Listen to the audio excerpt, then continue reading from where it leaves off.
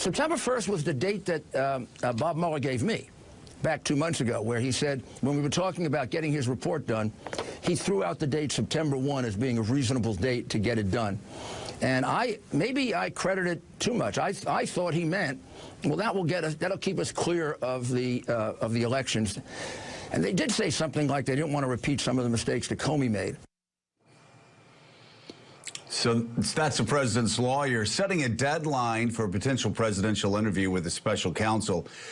Trump's team wants any possible sit-down to focus only on the questions of collusion, not obstruction of justice. We're going to get to that, plus the latest developments from the weekend rally and counter-protests on the one-year anniversary of Charlottesville. And what new polling says about race relations in America. Good morning. It's Monday, August 13th, and with us we have national affairs analyst for NBC News and MSNBC, John Heilemann, professor at Princeton University and columnist for Time Magazine and author of the book Democracy in Black, Eddie Glaude Jr., NBC News Capitol Hill correspondent and a host of KCDC on MSNBC, Casey Hunt. Oh, yeah. Very nice. Listen to that. I want... It's getting longer every day. It should get longer. I like that it gets longer every time. It needs to be, I mean, nothing but the Dave Matthews Band from now on, whenever we have that. God, dear Lord. Non-stop. We also have with us Pulitzer Prize-winning columnist, historian, John Meacham will join us in a moment when he actually wakes up. But we have a lot to talk about today. So, John Heilemann, first of all, a couple of quick things. First of all, I don't know how stupid Rudy thinks we are, or perhaps maybe the fault lies with Rudy, that he said, oh, Mueller gave us the guarantee that this would be done by September 1st, right. And all Rudy's been doing and all Donald Trump's been doing, they've been dragging their feet, saying what they're going to do, what they're not going to do, making it impossible to come to terms. So they're the ones that are, again, they've gone to the four corners and are stalling, and yet they're trying to blame Mueller for not making a deadline. Yeah, except here's the thing, Joe, and I know we're going to talk about this probably at some length today, but as Giuliani says the various things that he says about the Mueller investigation, and he contradicts himself and claims various things that seem implausible. Just in the piece of tape we played earlier already this morning, he says a couple things that just don't sound right to me, like Bob Mueller making promises to Rudy Giuliani, criticizing Jim Comey openly in a conversation with Rudy Giuliani. Neither one of those strike me as that plausible. Yeah. It does raise the question of, you know, the old, oh, what a tangled web we weave thing, right? I just think there's not a word that comes out of Rudy Giuliani's mouth that we have any reason to credit at this point. So there's no basis to believe anything he said last month, this month, yesterday. When he's reporting on Bob Mueller, he's the ultimate unreliable narrator. Well, we're going to go to a video in just a few minutes where he just completely contradicts himself yesterday on the Sunday shows. I got to ask you one other thing, and I didn't want to do it, but I get too many phone calls from people on both sides saying you have to talk about it, then the other half that said you don't have to talk about it. Yeah. I didn't watch it. I do not waste my time with Omarosa, wherever Omarosa is, even if she's on Meet the Press. But I had to watch it last night because so many people said you have to watch it. Do you take anything out of that interview? Anything noteworthy? Well, other than the fact that Donald Trump, who famously claimed they only hired the best people, she's kind of the ultimate refutation of that claim. You know, are there things, I mean, it's extraordinary. I mean, again, we'll talk about this, I'm sure, at more length. It's extraordinary that she was taping the chief of staff. It's extraordinary that she was making a recording device in the sit room, both that she thought that she presumed to do that surreptitiously, and that she was able to do that. There are a number of kind of incredible things about it, but is there anything about that we learned about Donald Trump from that interview that we didn't already know? I mean, the assertion by Omarosa that she's come to the conclusion that Donald Trump is a racist, well, you know, that's sort of not in the category of breaking news. It's, I think Bill Maher the other night said that's in the category of breaking duh. So You know, I don't know that we learned that much about. We learned that much, and we also learned that Omarosa is someone who is not to be trusted. But again, I think that was pretty clear to a lot of people who've been paying attention to her since her days on The Apprentice. Yeah. Beforehand, you can put in Rudy Giuliani's category. Right. So Eddie Glaude, Jr., what do you make of really quickly, and then we're going to get into it more later. But this whole Unite the Right, White Right rally was an absolute dud. I mean, seriously, a couple of stray dogs wandered into the crowd to make it, you know, double in size. But what a dud a year after Charlottesville. Yeah, indeed. You remember those firecrackers we used to pop on July 4th and they would fizz out? That's what happened this weekend with 20 people showing up. I think it's a sign, and we'll talk about this later, of the kind of cost for folks to come out and publicly declare their commitment to fascism, to white supremacy, that folks are losing their jobs, they're being publicly shamed, and they have to weigh it into balance. What really struck me this weekend was the number of folk who came out to counter-protest. We see that there is this current in the country that we can be otherwise, that we reject this kind of hate explicitly. Yeah, and it certainly seemed that way. And finally, John Meacham, wanted to ask you, though, while that is the case, and this weekend showed that we weren't going to have a repeat of Charlottesville, you look at some of the polls that came out this weekend, and almost 9 out of 10 Republicans claim to agree with Donald Trump's approach on race relations. That's about as damning a number as I've heard about my former party. It's 83%. I'm sorry, 8 out of 10 Republicans, I'm told, put themselves in the position of agreeing with how Donald Trump handles race relations. How damning is that to my former party? So much better at 83. Yeah. Yeah. Such a better number.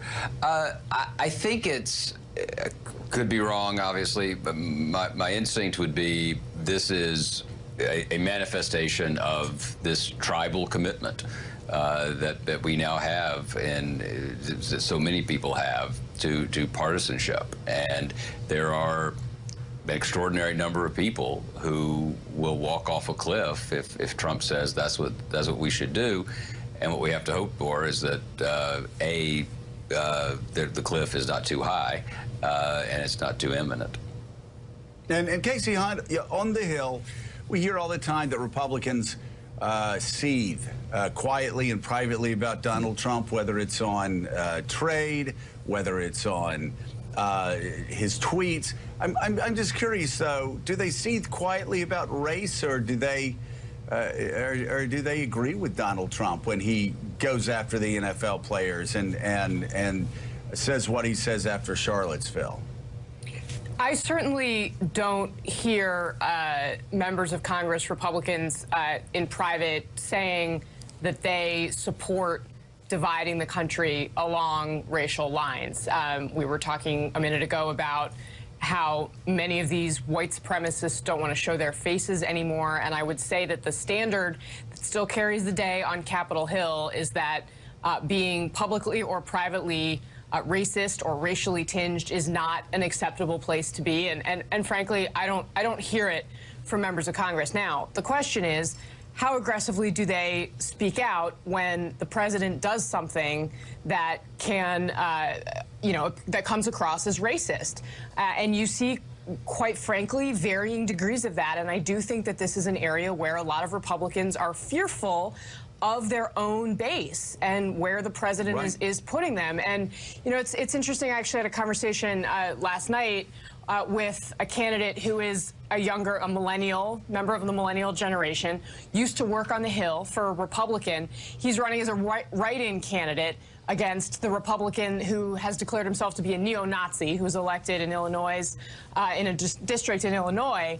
And he is out there saying, look, we actually have to take an aggressive stand against this. And, you look around, you don't see it on the Hill as aggressively as perhaps many people out in the country wish they could see. Joe. Yeah, you really don't. And so much of it, unfortunately, is fear of the base, which 5 years ago I would have suggested was never the Republican base. But numbers like the ones that we just told you show how wrong I was. 8 out of 10 Republicans say they agree with Donald Trump's approach to race relations, when He says Hispanics are breeders, Mexicans are rapists. He attacks a Hispanic judge for having parents that were born in Mexico when he's from Indiana. I mean, you could go on and on. It's Charlottesville, one after another, and 83% of Republicans agree with that approach to race relations. Good luck with that. You are going to be left on the ash heap of history in American politics if that's really the approach you decide to move forward with. So let's talk now about Rudy Giuliani. He seemed to contradict himself yesterday when he sat down on the Sunday shows and said that President Trump and former FBI Director James Comey never talked about former National Security Advisor Mike Flynn. But Giuliani and other Trump officials have indicated always in the past that the president did discuss Flynn with Comey.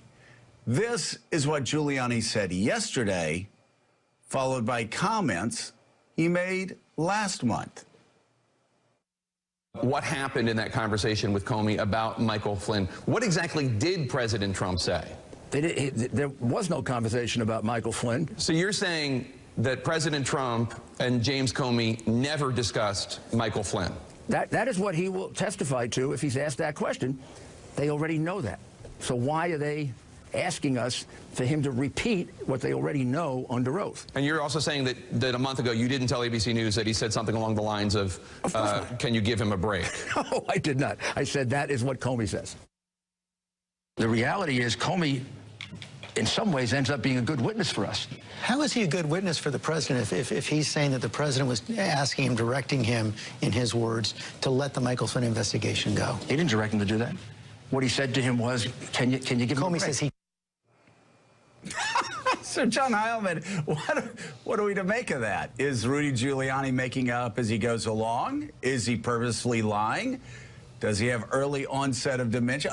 How does he go from yesterday saying he never asked that question to us, of course, having a tape where just clearly a couple of weeks ago he said that's precisely what the president said? Yeah, well, I mean, I don't want to rule out early onset, but the first option seems to me obviously the right one.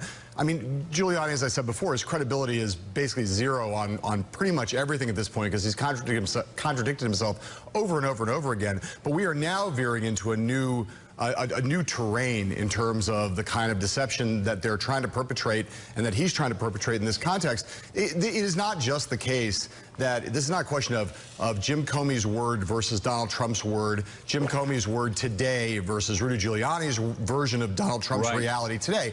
You have Jim Comey's contemporaneous notes from the time. You have contemporaneous notes of other people that Jim Comey reported the conversation to at the time. You have people, every account of this that's been given by everyone, including many people who are allies of the president, suggest that conversation did take place. There's lots of dispute around the details, around what did Trump intend, around what did he mean, around what did he know about the state of the Flynn investigation at that moment. Many of those things are in dispute. What has never been in dispute until this weekend was the notion that the question of Mike Flynn came up in the room with Jim Comey. And all that is now happening is Rudy Giuliani is pushing a sustained campaign of gaslighting the country and blatant fabrication with a political end to its logical, and obviously what I mean by logical, I mean insane extreme, to the point where he's getting tripped up on words of his own from just a fortnight ago.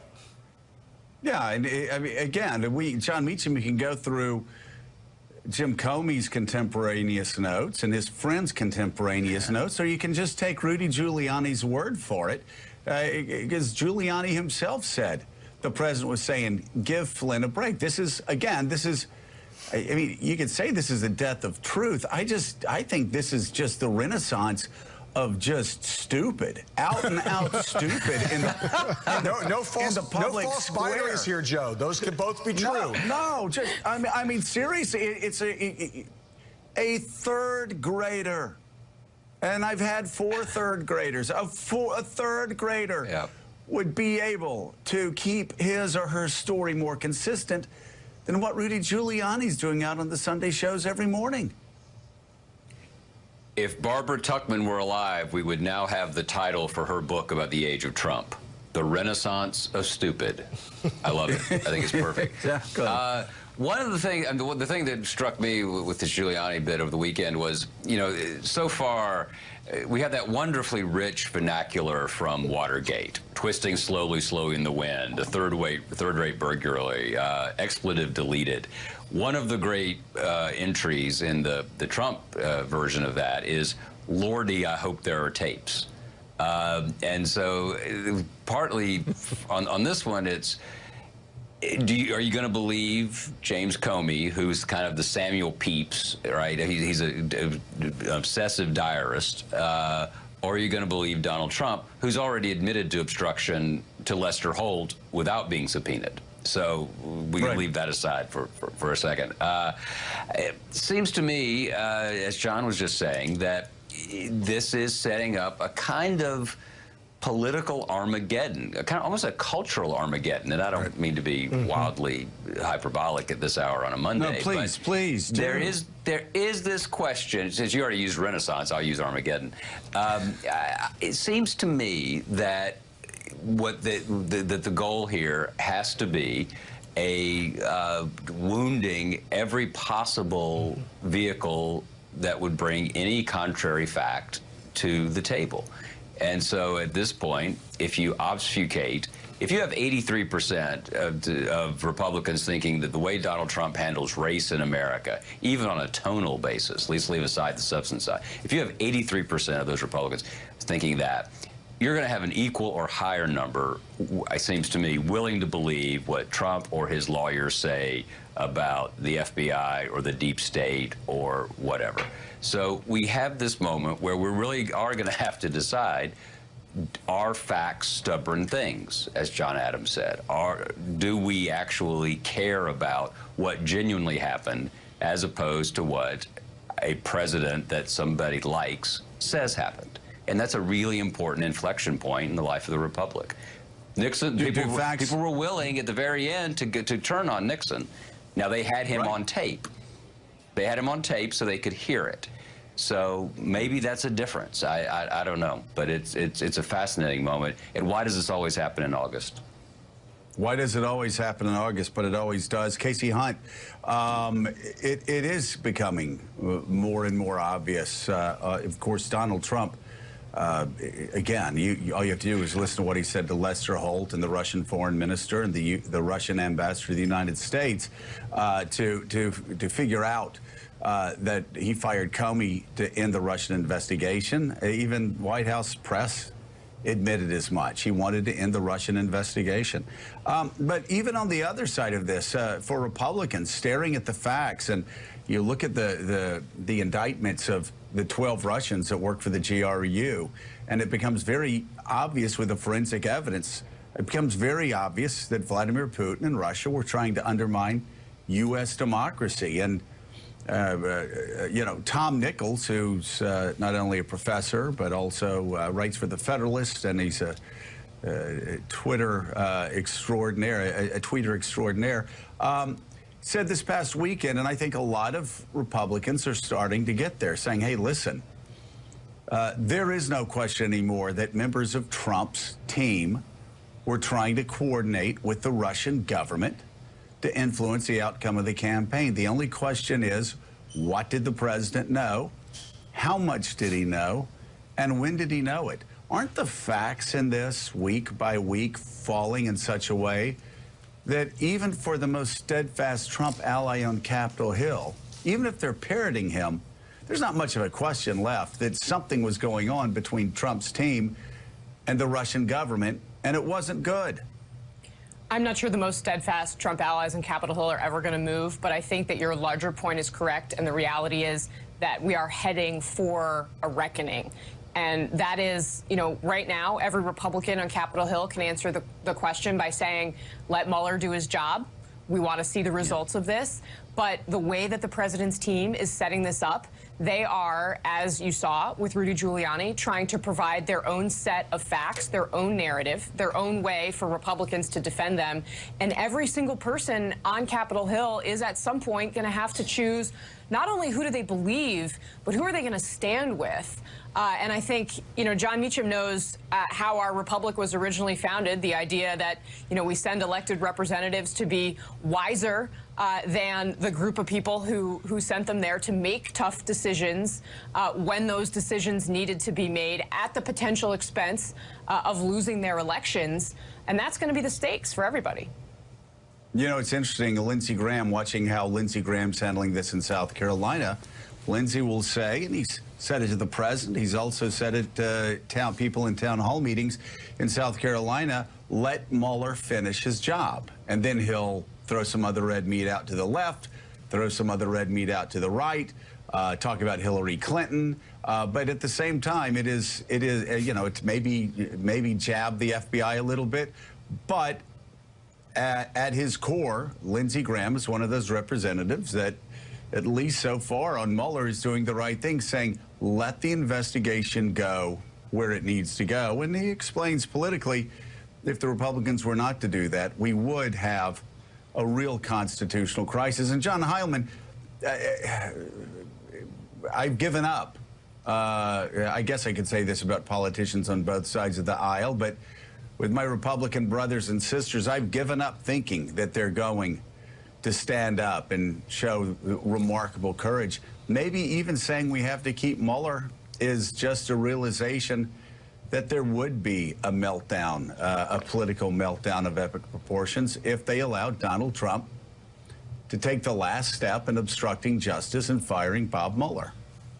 Well, I think that's right. There's no evidence of any kind of political courage on the part of Republicans that's been evident in the course of the last 18 months. I think the only thing at this point, Joe, that is going to matter, because it's the only thing that has mattered so far, has been what the electoral calculus is for Republicans on Capitol Hill. They at this moment, they have behaved for 18 months, despite everything the president's done. And I'm not just talking about like all the various things that we find kind of appalling about his behavior, but the ways in which he's departed from Republican orthodoxy and has departed from Republican policy, except on a couple of big things like tax cuts and the Supreme Court. They have stuck with him because they're afraid of his base, because they're afraid that the political damage inflicted on them if they deviate from him will be too high. So the only question now is what happens in November, and what does the calculus look like for the members of your former party after the midterm elections and the results are in? And if Democrats have taken back control of the House and maybe the Senate, that calculus will change. How much it will change, we don't know. But the math they're doing will be different when it looks like sticking with Donald Trump might be more costly than breaking with Donald Trump. They just will be a different math problem for them. But let's be clear, it's going to be a math problem and not a problem in which, not a calculation in which patriotism, values, ideological consistency, history, any of that matters. It's just going to be all about self-preservation. Our courage. You're exactly right, John. And we're going to continue talking about this over the next couple of hours. But before we go to break, we want to talk about a friend and a member of our family. Mike Barnicle and his family are in our thoughts this morning. Barnicle's brother, retired Sergeant Detective Paul Barnicle, passed away on Friday, and he passed away surrounded by his children after a courageous battle against brain cancer. Paul served in the United States Army, and he was dispatched to Vietnam, where he served as a combat medic. Back home, he worked as a counselor before joining the Boston Police Department in 1978. Paul's entire adult life was dedicated to seeking justice for those impacted by violence all around him and in his community. Our thoughts and prayers are with Paul's family and, of course, with Mike and Ann and all of the Barnicles. So on the first anniversary of the deadly Charlottesville protests, thousands of anti-hate protesters outnumbered white supremacists who were rallying just steps from the White House. Fewer than 20 people showed up for the second Unite the right rally yesterday in Washington. I've seen longer lines at Whataburgers in Pensacola. It was a gathering aimed to bring together multiple white national organizations, including neo-Nazis. The group was met by thousands of chanting counter-protesters at Lafayette Square Park across from the White House. A massive police presence kept both of the groups separated. President Trump, who was criticized for saying both sides shared the blame for the violence last year, on Saturday tweeted, "The riots in Charlottesville a year ago resulted in a senseless death and division. We must come together as a nation. I condemn all types of racism and all acts of violence. Peace to all Americans." First, Eddie, we have this follow-up to Charlottesville. Obviously put a lot of people on edge for good reason. And yet 20 people showed up at this rally.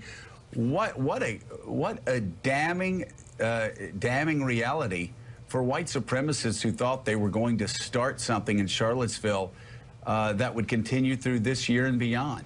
Yeah, I think so. I don't want to overread it because we still have the evidence from Portland, Oregon, not too long ago, a couple of weeks ago, where white supremacists organized and marched in significant numbers there, and there were 4 people arrested in that particular incident. But yesterday, I think, revealed the impact of the counter-protest, the impact of public shaming.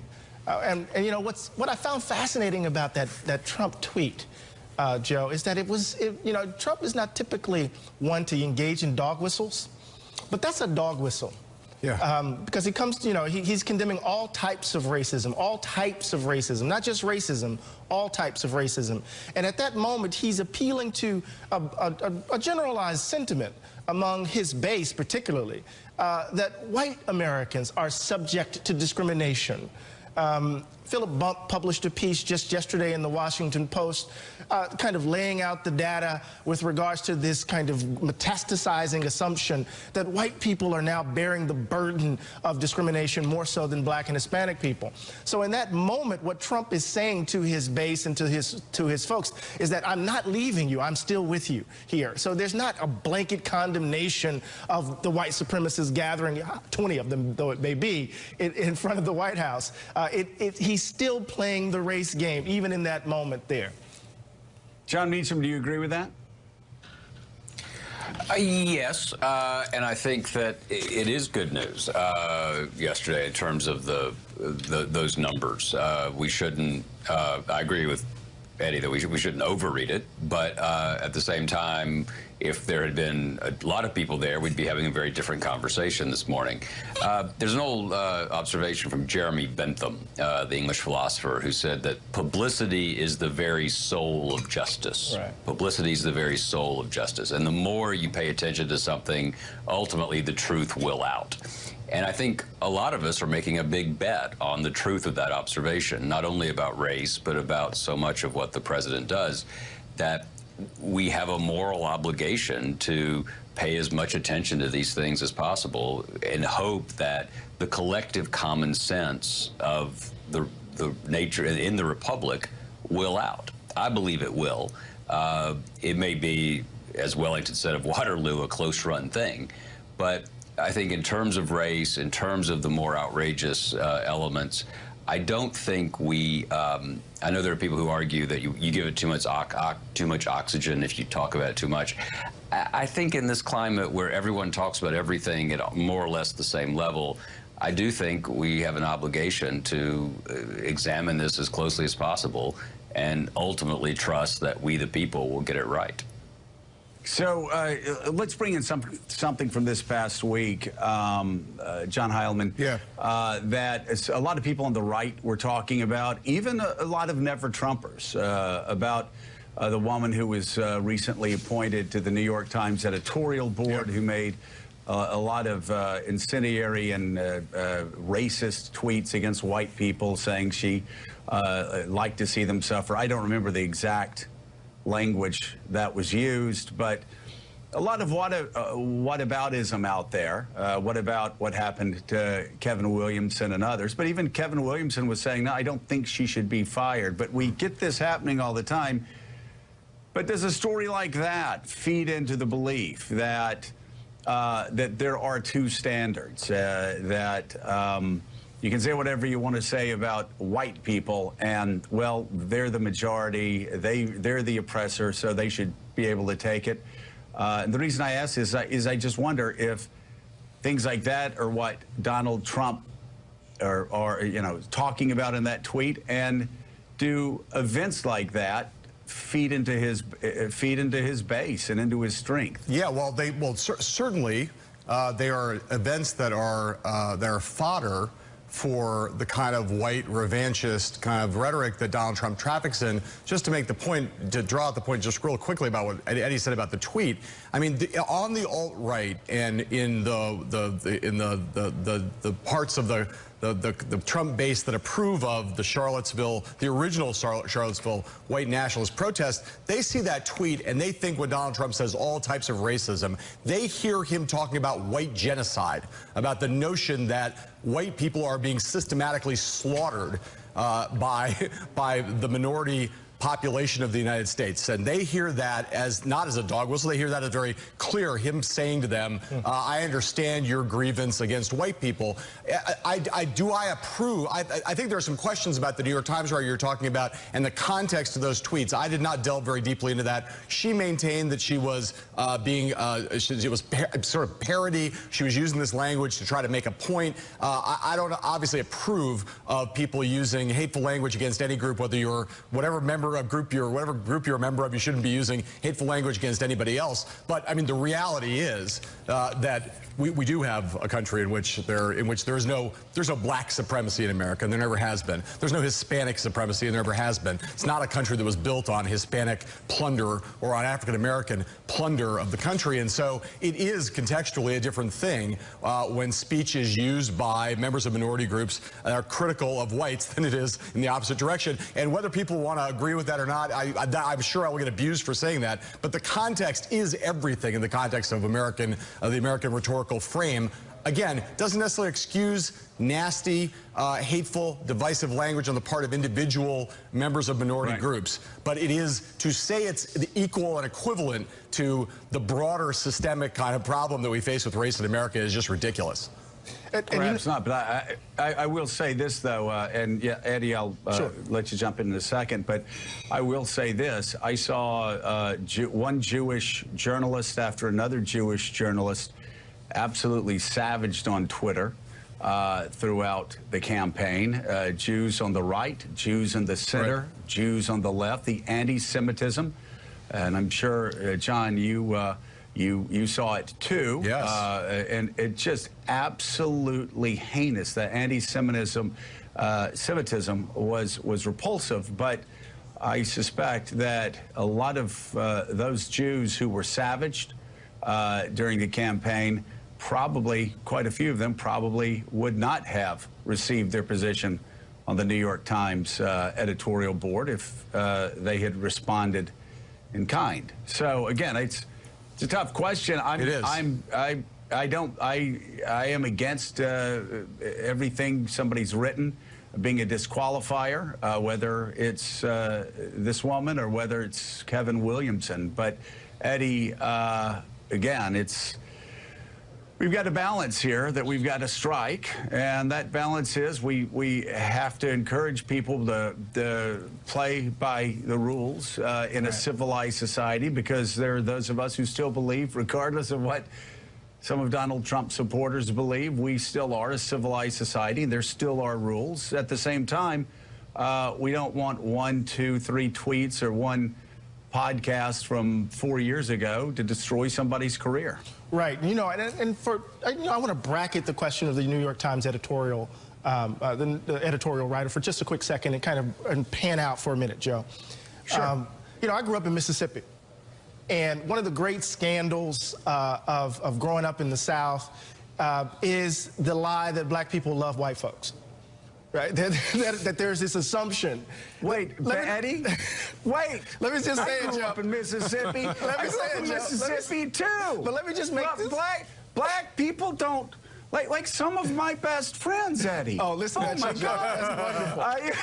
That's wonderful. No. But this is what I mean. Go ahead. Go ahead. This is what I mean. Like that the assumption that African Americans or minorities can experience the histories that they've experienced and come out as if we have this superordinate moral gene and that we can just love and just sing Kumbaya and all this other stuff. I grew up with a father who has a deep-seated skepticism of the moral capacity of white folks. And it has everything to do with his experience. And it's not articulated, but it's part of how he was socialized. It's part of what I was raised in. It's a kind of common sense, a racial common sense that is reflective of the country. And it actually allows us to survive, right? So it helps us survive in some ways. So in those moments when it bubbles up and it's revealed, it's always surprising to me that folks are shocked and then they clutch their pearls, right? And so part of the interesting thing about this moment, right, it's one of the interesting kind of possibilities of the moment, is that all of this stuff that lies beneath American conversation, all of this race stuff that hovers underneath is now bubbling up from both sides, from all sides, and we have a chance to deal with it. So I just wanted to kind of put that out there. We do have a chance to deal with it. And, you know, it's interesting as we're talking about this. It's interesting. This past weekend, my boy and I, a 10-year-old boy and I wanted him to sit down and watch the Jackie Robinson movie, 42. And we sat down and watched it. And, of course, he loved it because he found out that the guy that was playing Jackie Robinson was also Black Panther. He goes, hey, he's Black Panther. Yeah, I'll sit and watch this with you, Dad. And so we were watching it, and there was a wonderful moment when Pee Wee Reese from Northern Kentucky came over, put his arm around Jackie to the booing fans, and basically said, hey, I'm with you. And, you know, it's a moment where you're supposed to go, okay, great. This is where, you know, people are coming together and understanding the world has changed. But you couldn't, Eddie, look at that scene and say, my God, I thought the arc of civilization was always upward. This was back in the 1940s, and there are some days where I feel like we're still dealing with it today in 2018. It's quite a jolt because, again, mainly, I mean, you only have 20 people out in the streets now. That's great, but mainly because you have a president who really does work to stir that up. Absolutely, absolutely. You know, John Meacham in his wonderful book, you know, The Soul for America, that wonderful book, he talks about us kind of dealing the imperfections, right? The dark side of American life, John. And it seems to me that this contradiction that has haunted this fragile experiment in democracy ever since its beginnings continues to haunt us. And I don't know what we can do in this moment. We have another opportunity. Perhaps we can fail better, to echo Beckett. Perhaps we can fail better. Yep. All right. Relations between NATO allies, the United States and Turkey, continue to plummet. On Friday, President Trump tweeted in part, I've just authorized a doubling of tariffs on steel and aluminum with respect to Turkey as their currency. The Turkish lira slides rapidly downward against our very strong dollar. Less than 3 weeks ago, Trump threatened, quote, large sanctions on Turkey for Ankara's ongoing detainment of American pastor Andrew Brunson. Let's bring in right now former NATO Supreme Allied Commander, retired 4-star Navy Admiral James Stavridis. He's also the Chief International Security and Diplomacy Analyst for NBC News and MSNBC. It seems to me, Admiral, that we need a scorecard to be able to keep up with what exactly is going on with the United States relations with whether it's Turkey or North Korea or now or Russia, North Korea, or now Turkey, where at first you're concerned because he seems to be, the president seems to be too fond of these autocrats, but then you turn around and now we find ourselves on the other side of it where the alliance is taking a real pounding. What's your take? I'm worried, Joe, and I'll tell you why. Turkey is an important country. It's got 80 million people. By a couple more decades, it'll overtake Russia as the most populous nation in Europe. It's a strong NATO ally. It's been part of NATO since the beginning. And it's got the largest army in NATO, saving only the United States. So it's an important geopolitical country. It's got an authoritarian leader who's gone too far in driving events personally. He's personalized everything. And he and the president are in a mano a mano. And at the end of the day, President Erdogan is bringing a knife to a gunfight. He's not going to win this. Life is full of choices, and he ought to make the choice, he, Erdogan, to save the lira, save his country by working more with the United States on this one. He's in the wrong place, and he's driving events terribly, and it's really destructive to the NATO alliance. And I'll close by saying what I worry about most is the way this could pitch Turkey into the camp of Russia, make them soften on Iran. It's bad geopolitics for us. Casey Hunt's with us and has a question from Washington. Casey. Admiral, yeah, to pick up on that last point that you made, what implications are there if this is, truly destabilizing for Turkey and their currency, for what's going on in Syria and our policy there? Very dangerous, because Turkey has emerged after Russia as the second most significant player in the Syrian dispute. And to put them aside and push them overtly into the Russian camp is a mistake. Here's what we ought to do. First and foremost, we need an ambassador in Turkey. We still don't have one. We need one of significant stature, maybe a former ambassador to Turkey like Frank Ricardoni, maybe someone like Ann Patterson. We've got people of high stature who can go and be an ambassador. Secondly, we need to use military-to-military contacts. We're still very strong. The defense minister, former NATO general, he's kind of the Jim Mattis of Turkey. And thirdly, we ought to try and get this dispute off the front pages and solve this diplomatically. But at the end of the day, Turkey is going to have to make the decision to stay with the West. We need to encourage that path. Yep. John Meacham's with us. John. Admiral, in the spirit of testing the momentary passion versus long-term impact, what's your sense of where the reaction to within the alliance to Helsinki, to Trump's performance at the NATO summit, which I guess has been now 3 weeks, it feels like, both yesterday and 3 years ago. But as the fallout unfolds, what's your sense of the lasting impact of that performance in Europe? It's all part, John, of these kind of centrifugal forces that I feel pulling not only at the NATO alliance, but at the idea of the transatlantic bond. That creaking sound you hear is the transatlantic bridge. And every performance, not only at the NATO summit, but at, for example, the G7 in Charlevoix in Canada, President Trump kind of twists that bridge a bit. At the same time, Turkey pulling away. Italy has an election and elects someone who is opposed to the European Union. We continue to see these right-wing movements in Hungary, in Poland, still bubbling in France. It's centrifugal force, John, pulling apart our greatest pool of allies and partners. And to lose Turkey would be a geopolitical mistake of epic proportions. Hopefully we can pull them back, but Turkey has to make the first step at this point. All right, Admiral James Stavridis, as always, thank you so much for being with us. We appreciate it.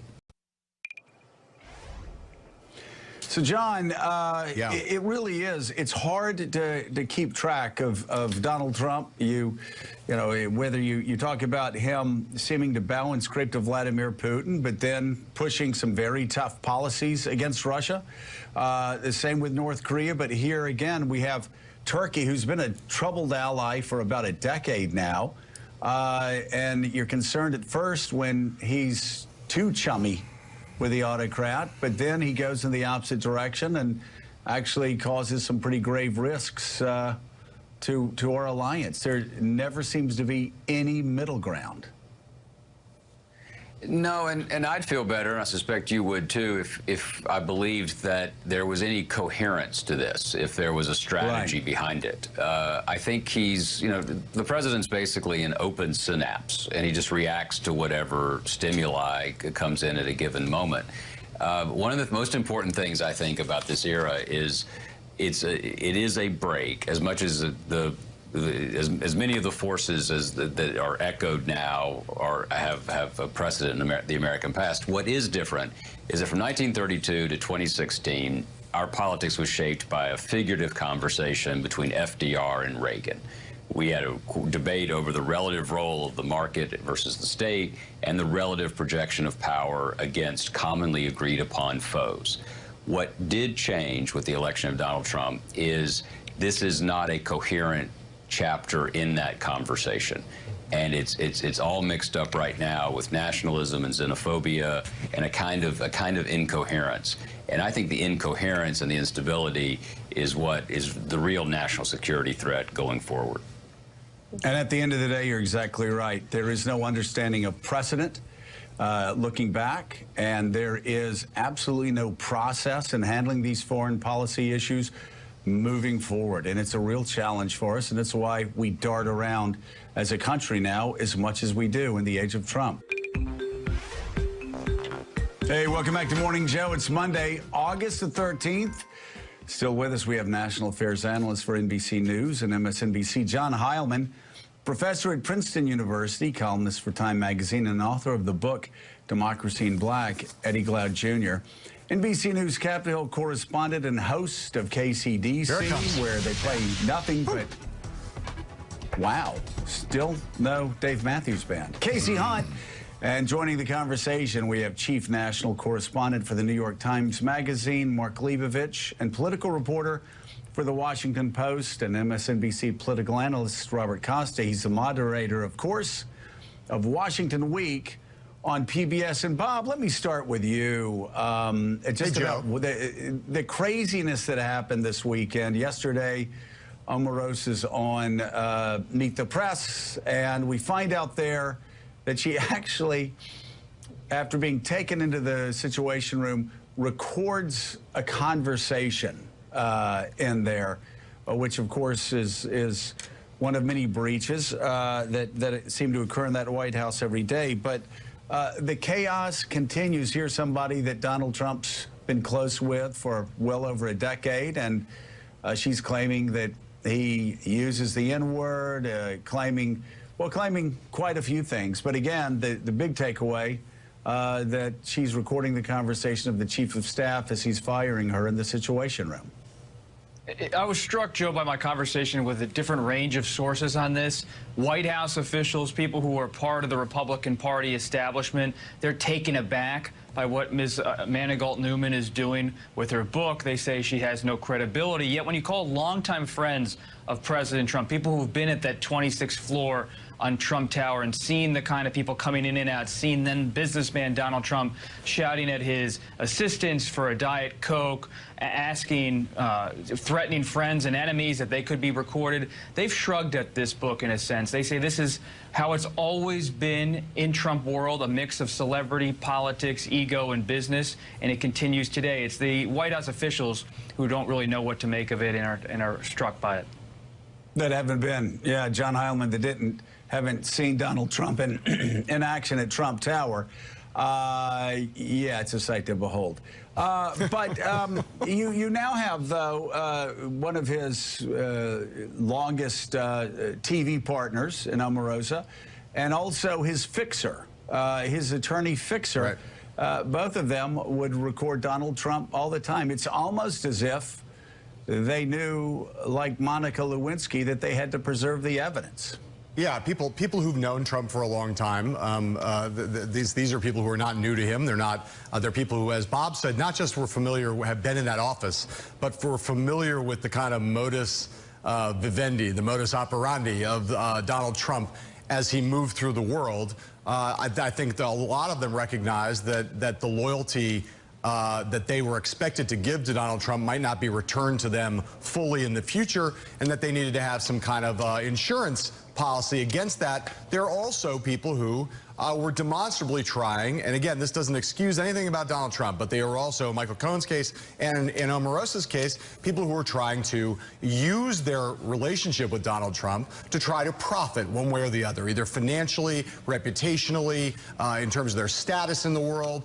These are not people who were not self-interested. And so, again, you look at many of the things she says about Donald Trump come as news to no one. The notion that Donald Trump is a racist, that he says racist things. This is the furthest thing from breaking news in the world. But I think you look at her and you say that this is someone who was using Donald Trump just as Donald Trump was using her. The nature of the transaction was clear to both of them. The notion that she's claiming now that she suddenly looked up very late in her time and realized that she was complicit in having given him racial cover. She knew from the very beginning that that's what she was there to do. This is not a stupid person. This is a person with maybe no conscience, no soul, and no ethics, but she's not a person with no brain. And she knew what her role was. She used it, she embraced it, and then when it was time to go, she's now taking advantage of the opportunity to cash in. And, you know, is she laying bare some things about Donald Trump? She is, but none of them are news to anyone who's been paying attention over the course of the last couple of years. So, Mark Leibovich, what always is a surprise to me, and I guess it shouldn't be a surprise to me because it keeps happening so much, is exactly the type of people who will do whatever Donald Trump wants them to do. And despite the fact they know that the story always ends badly. You always end up under the bus, and he will drive it forward and then drive it back. Call you a low lie. You know, in your cover story, I guess several months ago on, you know, this town under Trump. My God, the faces and the names that have changed since then around the president, but they all go out the way the Steve Bannons of the world go out. There's never a happy ending. So why do people now like Rudy Giuliani? Why do they go on TV, embarrass themselves, and contradict themselves every 5 minutes when they know it always ends badly? Well, there is certainly we've seen this movie before, quality to this. And I think in a lot of cases, maybe certainly in Omarosa's case, it's not like she was going to get a job in any other White House. I mean, Donald Trump was the last shot for a lot of people. It was not, I mean, Michael Cohen was not going to be the lawyer for a future or current or former president anytime soon.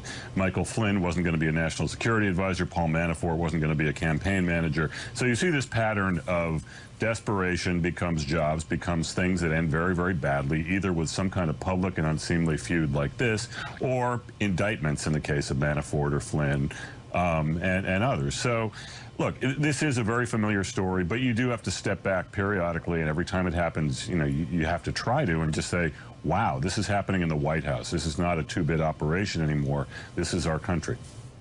Yeah, this is happening in the White House, and you look, I mean, that's a great segue to Rudy Giuliani. Let me show you a clip of Rudy Giuliani, show everybody, where he's contradicting himself yesterday, saying that President Trump and former FBI Director James Comey never talked about.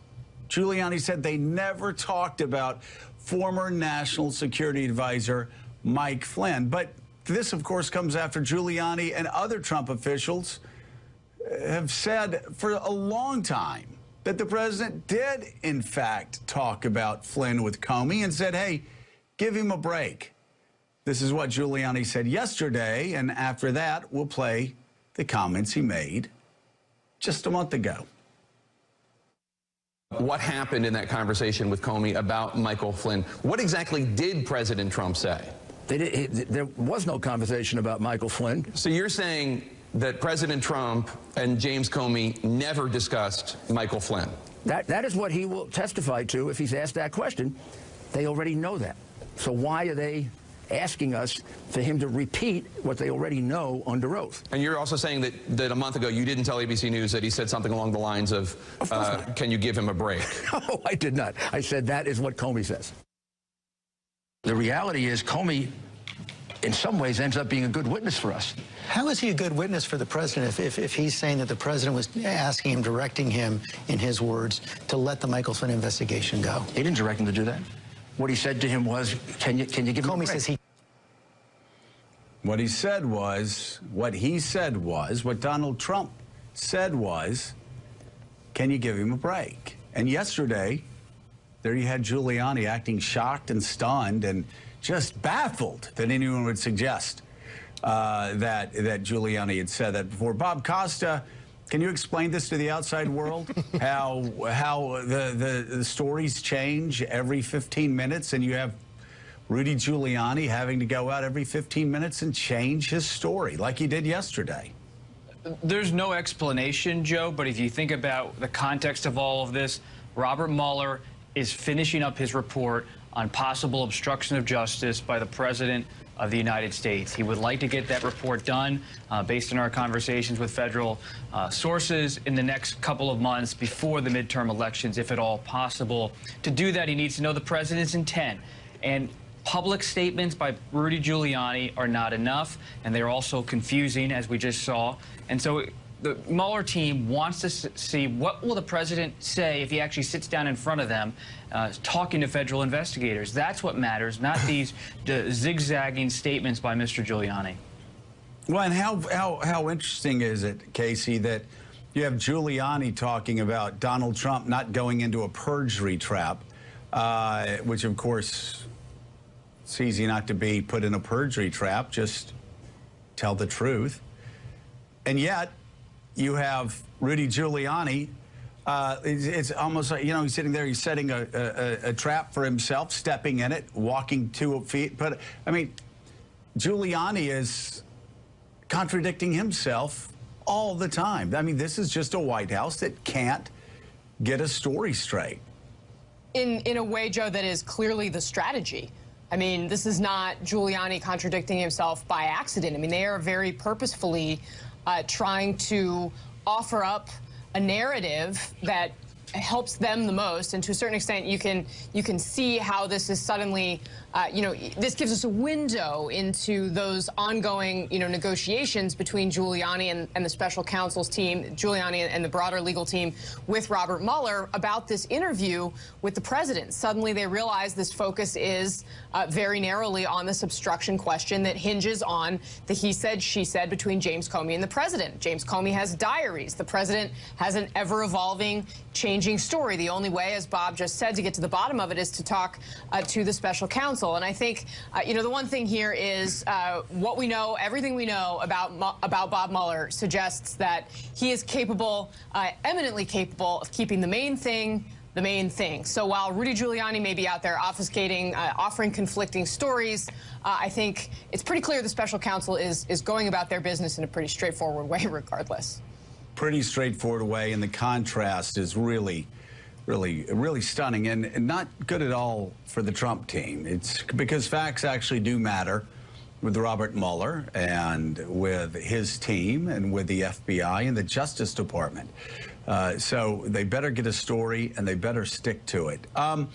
Eddie, I said before, if you've ever been to Pensacola, Florida, and I know you have, if you go down 9th Avenue, you can go to Whataburger, and usually around lunchtime, there are more people waiting in line for a Whataburger on North 9th Avenue than there were at that rally yesterday in Washington, D.C. That was one of the most pathetic, one of the most sad, pathetic examples of a movement I've ever seen in my life. Yeah, I'll be honest with you, Eddie. I was horrified by what I saw last year in Charlottesville, the torches and the mass crowds. And I said, what the hell? Where are these people? Is this Germany in 1933, 1934? Yesterday, boy, it was nothing but a whimper. Absolutely. And the fact that taxpayers had to pay for it makes it all the more egregious, right? I mean, but I think it's important for us to understand at least two things. One, I think the public shaming of a lot of the folks who participated in the tragedy that was Charlottesville had an impact. I think there was a kind of general sense of outrage about that moment that had an effect on yesterday and on this weekend generally. But I do want to say this, that it doesn't mean that these white supremacist organizations have somehow become weaker. Many of them have gone underground. They've gotten stronger. We had a reporter from ProPublica on this show not too long ago, I think last week, who produced a documentary called Documenting Hate, showing us that these white supremacist organizations are getting stronger and they're getting more violent. So although yesterday was a sign of I think, the triumph of a more decent America, we shouldn't conclude that somehow the white supremacists have been pushed to the margins. As long as Donald Trump is fueling the fire, these folks will have a platform and an avenue to really hijack and derail our democracy. Well, and that's really what you just touched on it. That's the difference between 2018 and 2008 or 1998. You've got a president in the White House who preaches moral equivalency between neo-Nazis and those who protest against neo-Nazis and puts out tweets that still just he can't bring himself to condemn violence that's been pushed by white supremacists. Right. He just won't do it. There's always a moral relativity, and he did it after Charlottesville, and of course he did it after this weekend.